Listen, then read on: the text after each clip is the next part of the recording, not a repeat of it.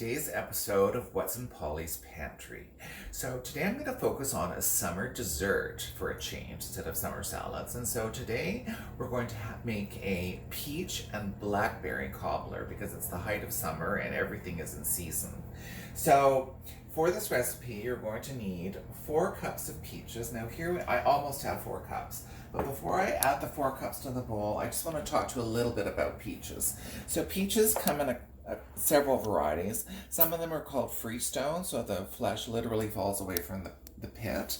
Some of them don't. These are not freestone peaches. So to peel a peach can be a bit of a challenge. So a tip for you is to get a pot on the stove, get it boiling, and then what you want to do is you want to take your peach and you want to put a little X in the bottom like that, and put your peach in the boiling water for no more than 30 seconds, and then you remove it promptly from the boiling water and put it into a bowl of very, very cold water or ice water to stop it from cooking. And what that does is it loosens the skin. So what we're going to do is just going to peel this peach. You'll just see the skin comes right off the peach, much like that, and just in big chunks. So it makes it much easier to peel a peach. Now, this recipe, you could use other fruits. If you don't like peaches, you could use strawberries and rhubarb. You could try it with plums if you want and play around with your combination. But whatever fruit you use, you want to make sure that you use a fruit that's got a good amount of juice to it. So, like for example, pears would not be good for this. So I'm just going to cut this into my measuring cup. And it's just a rough chop. It doesn't have to be fancy. I'm just going to get this all in here. Whoop. Right. Peaches are very slippery when they're getting peeled. So, very juicy. Oh dear. We're dropping all kinds of things. Okay. There we go. Get rid of that. So there we have our 4 cups of peaches. 4 cups of peaches. And to that we're going to add, look at those blackberries. I mean, they're the size of a thumb practically. So normally I just make this with peaches and blackberries, but today I thought, you know what, I'm going to stir it up a little bit because you can play around with these kinds of things.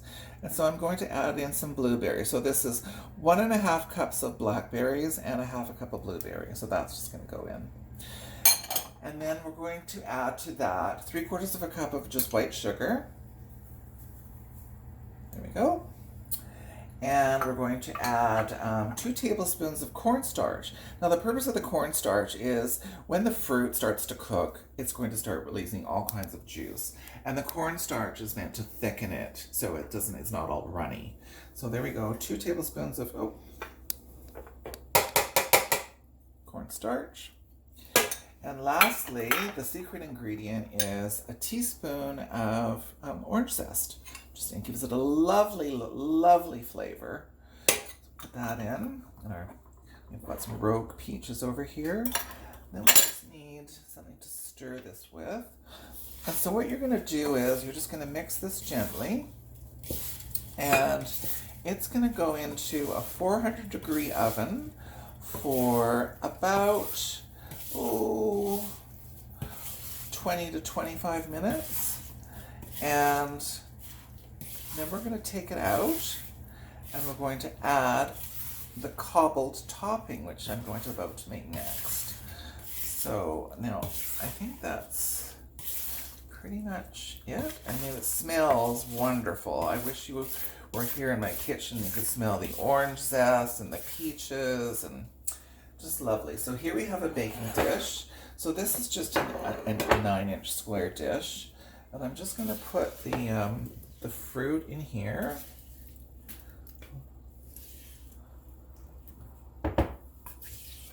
There we go.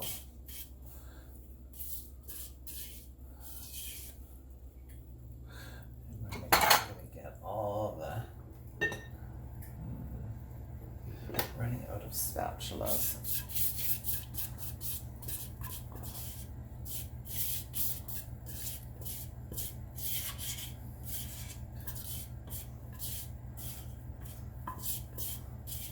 Okay. Okay, so there's our fruit, prepared fruit. And this is served, you can serve it. I like to eat it warm with either ice cream or whipping cream. It's divine. It's just divine. So we're going to get this in the oven now. And let's just see, we're going to put this in the oven. And we're going to put it on.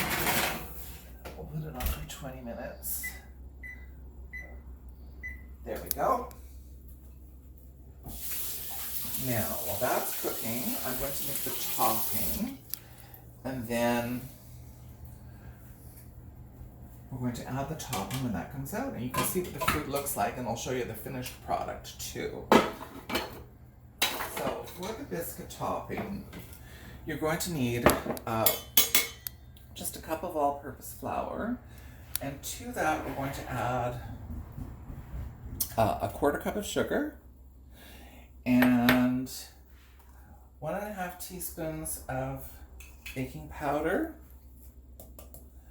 and a quarter teaspoon of salt. There we go. And we're just going to give that a little stir to mix all the dry ingredients together. There we go. There we go. Okay, now to that we're going to add a quarter cup of cold cubed butter. And what we're going to do is we're just going to blend this in with a pastry blender. Sometimes I don't like to use a pastry blender. Sometimes I like to use my fingers. If you've seen any of my other videos, you know that I like to. The problem with pastry blenders is the butter inevitably gets stuck in between the tines. So you're always having to fight these tines to get the butter out. So basically you just want to incorporate, you don't want big chunks of butter left. And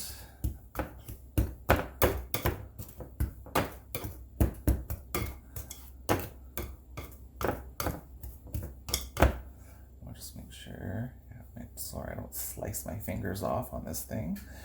I have done that, well not slice them off, but I've cut my fingers on my pastry blender. It's very sharp. Okay, so that's good. So that is good. Get rid of that. And now to this, we're going to add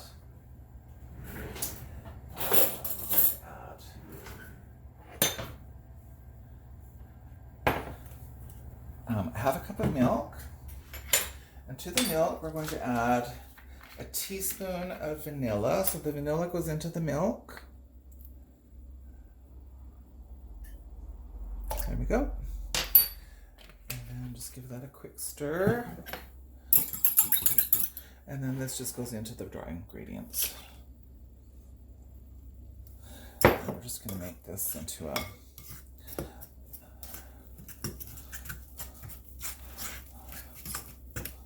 there we go.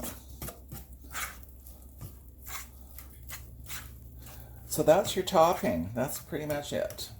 So we're just going to wait for the fruit to finish cooking for now. And then when it comes out, I will add this to the top of the fruit and sprinkle it with a little bit more sugar and get it back into the oven. See you in a bit.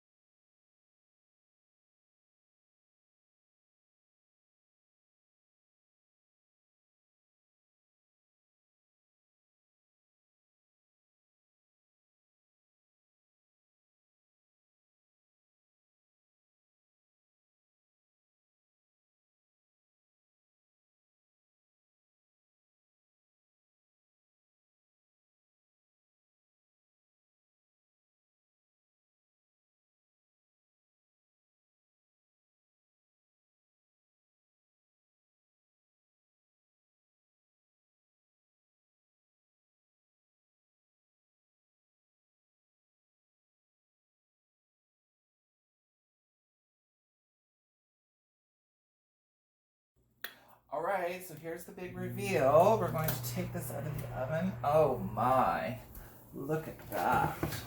Just glorious.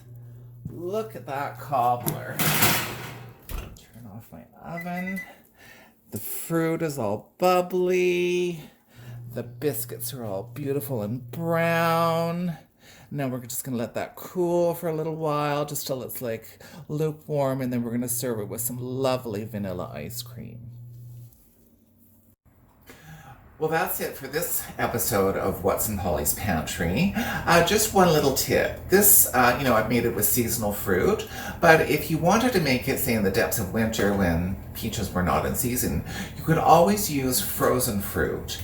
And, there are mixed bags of fruit in the freezer section of your supermarket. Some contain peaches and blueberries, and that would be perfectly a fine substitute. The only thing is, if you're going to use frozen fruit in the recipe, that you cook it a little longer. So maybe the first go around an extra 5 minutes. So probably about 30 minutes for frozen fruit. All right. And so until next time, we'll see you on What's in Polly's Pantry. Bye now.